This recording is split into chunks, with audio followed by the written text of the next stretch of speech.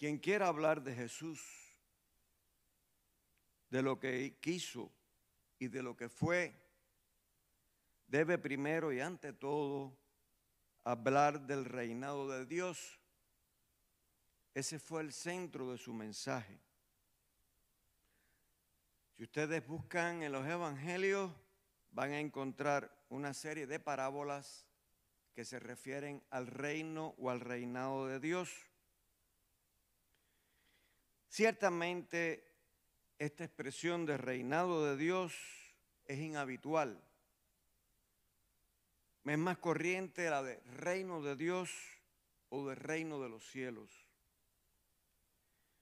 Pero el término de reinado reproduce mejor el concepto bíblico subyacente. El reino de Dios o el reinado de Dios no es un lugar. El reinado de Dios es acción. El hecho de que en la iglesia se entendiera con frecuencia el concepto de reino de Dios como perteneciente al más allá, a la otra vida, tenía ciertamente una buena razón. En lugar del reino de Dios, el Evangelio de Mateo habla del reino de los cielos. Y esto se debió fundamentalmente a que desde la época del destierro en Babilonia, los judíos no mentaban el nombre de Dios, porque para ellos el nombre era tan sagrado que preferían decir el Señor. O sea, Yahvé ellos no lo decían, el Señor. Y el problema es que Mateo escribe su evangelio en una comunidad que era fundamentalmente judía. Y para describir el reinado de Dios, pone el reinado de los cielos, para no mentar el nombre de Dios. ¿Y qué fue lo que produjo el problema de Mateo de poner el reinado de Dios? Que la gente se creyó que el reinado de Dios era algo de la vida futura, de la otra vida, cuando en realidad el reinado de Dios comienza en esta vida. Esto produjo el engaño de identificar el reino de Dios con el cielo, con la otra vida, es decir, con una realidad puramente trascendental. Pero el reinado de Dios se construye, ¿cómo? Combatiendo todo aquello que está en contra de la voluntad misericordiosa de Dios. Y eso fue lo que Jesús hizo en esta vida. Combatir el pecado y sus manifestaciones, la injusticia, la desigualdad, la marginación, la hipocresía, la intolerancia, combatir la enfermedad, el hambre, etc. Y los evangelios nos repiten lo que Jesús dijo. El reino de Dios está entre ustedes, aquí, ahora. Lo que pasa es que nosotros somos los que no acabamos de aceptarlo. Muchos años atrás había gente que ponía en sus carros una calcomanía que decía: paren el mundo, quiero bajarme. O sea, la gente pensaba que este mundo estaba tan malo que no querían como seguir en ello. La consigna era una protesta a toda locura que ocurre en el mundo. Ahora, en estos momentos, tenemos la situación penosa de la pandemia, el problema económico que afecta a muchas personas que no tienen trabajo, las protestas que hay, etc. Locura a gran escala. Locuras como estas que nos cuestionan y nos hacemos dos preguntas. Primero, ¿por qué el pecado todavía está tan extendido? 2000 años después que Jesús estableció el reinado de Dios. ¿Y dónde está el reinado de Dios? Y segunda pregunta, ¿cuál debería ser nuestra propia actitud hacia el mal generalizado en el mundo de hoy? ¿Qué podemos hacer al respecto? Jesús aborda ambas preguntas en la lectura del Evangelio de hoy. La respuesta a la primera pregunta es que el reinado de Dios está establecido. El reinado de Dios está presente en nuestro mundo. Es como el trigo plantado en el campo. Está en el suelo y creciendo, pero aún no ha alcanzado la madurez. Todavía no ha dado su fruto, como estaba previsto. Todavía nosotros no aceptamos el reinado de Dios. Mientras tanto, el bien y el mal coexisten codo a codo en el mundo, así como las malas hierbas y el trigo coexisten uno al lado del otro en el campo que nos habla el Evangelio. Y esto nos lleva a la segunda pregunta. ¿Cuál debería ser nuestra actitud hacia todo el mal que nos rodea? ¿Qué podemos hacer sobre el mal que crece a nuestro alrededor, como las malas hierbas junto al trigo? Básicamente solo tenemos dos opciones. Nuestra primera opción es llorar de frustración y decir lo mismo que decían las calcomanías: paren al mundo que yo quiero bajarme. En otras palabras, podremos maldecir la oscuridad y decir: al diablo con el mundo. Si la gente quiere convertirlo en un manicomio, dejémoslo seguir adelante.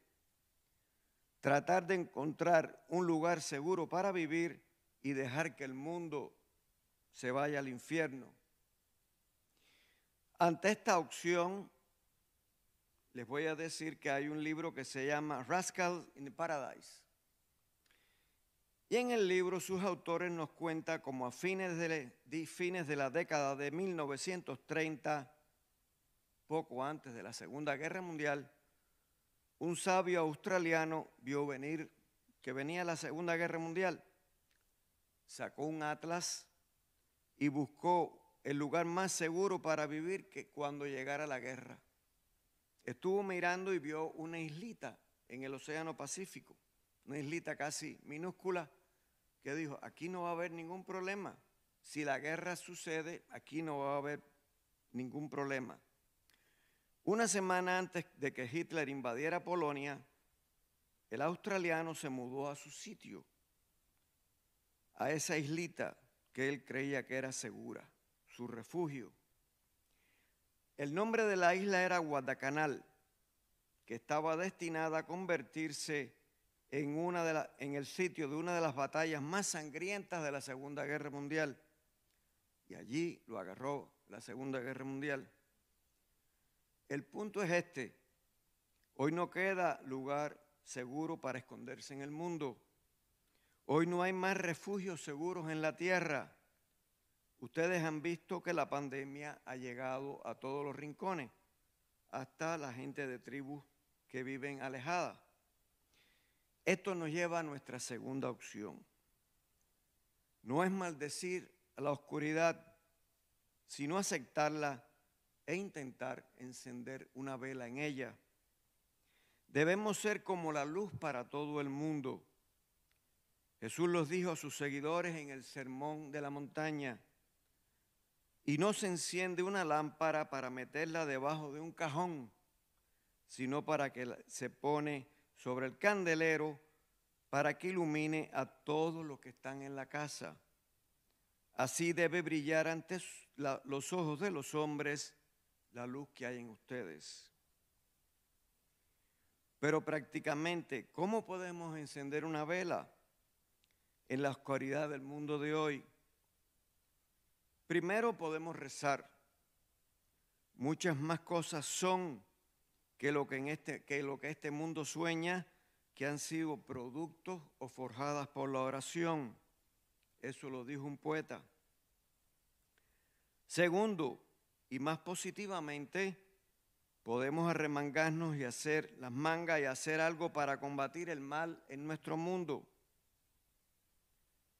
Y déjenme contarles una historia de lo que una persona puede hacer. La persona era un estudiante de 22 años en la Universidad de Simon Fraser en Canadá. Se llamaba Terry Fox. En 1977 contrajo cáncer en los huesos y tuvieron que amputarle la pierna derecha. Cuando su viejo entrenador de baloncesto del high school escuchó la tragedia, le envió a Terry un artículo periodístico sobre un amputado quien había corrido el maratón de Nueva York. El artículo activó la imaginación de Terry.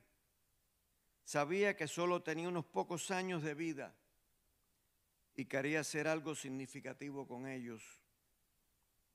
Decidió que intentaría atravesar el Canadá corriendo una distancia de 5,000 millas del Océano Atlántico al Pacífico.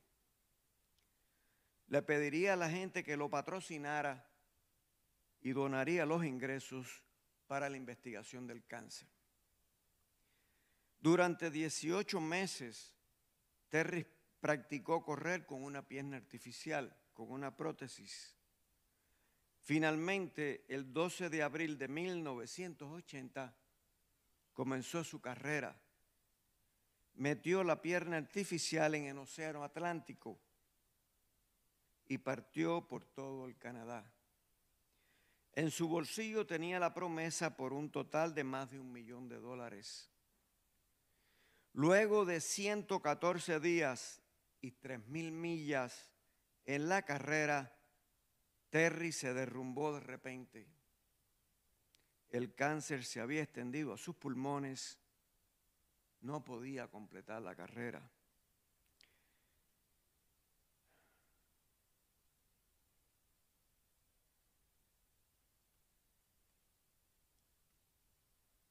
Cuando se supo la noticia del colapso de Terry,